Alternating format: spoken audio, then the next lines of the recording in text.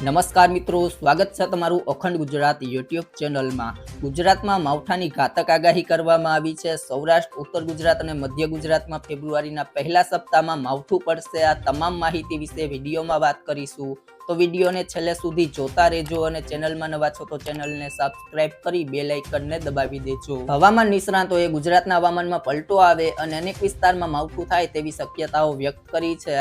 ફેબ્રુઆરીની શરૂઆતમાં કેટલાક વિસ્તારમાં માવઠું આવી શકે છે। ગુજરાતમાં હાલ શિયાળો ચાલી રહ્યો છે અને વરસાદની શક્યતા જોતા ખેડૂતોમાં ચિંતા જોવા મળી છે।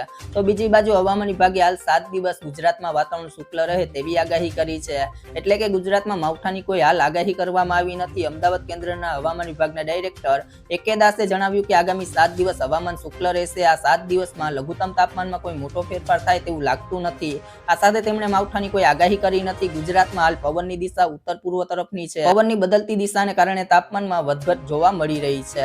હવામાન નિષ્ણાત પરેશ ગોસ્વામીએ પોતાની આગાહીમાં જણાવ્યું કે ફેબ્રુઆરીના પ્રથમ અઠવાડિયામાં રાજ્યના અનેક વિસ્તારમાં ઝાપટા પડી શકે છે। ઉત્તર ભારતના પહાડી વિસ્તારમાં જે વેસ્ટર્ન ડિસ્ટર્બન્સ પસાર થઈ રહ્યું છે, જેમાંથી એક મજબૂત વેસ્ટર્ન ડિસ્ટર્બન્સની અસરને કારણે ગુજરાત પર એક અસ્થિરતા સર્જાઈ છે, જેના કારણે રાજ્યમાં 3, 4 અને 5 તારીખ દરમિયાન રાજ્યમાં મોટું માવઠું પડે એવી આગાહી કરવામાં આવી છે। આ માવઠાની સૌથી વધારે અસર સૌરાષ્ટ્ર, ઉત્તર ગુજરાત અને મધ્ય ગુજરાતમાં જોવા મળે તેવી સૌથી વધુ શક્યતા જોવા મળી રહી છે। જો મિત્રો તમને મારો વિડીયો પસંદ આવ્યો હોય તો વિડીયોને લાઈક કરો, તમારા મિત્રો સાથે શેર કરો, જો તમે ચેનલમાં નવા છો તો ચેનલને સબસ્ક્રાઇબ કરી લેજો।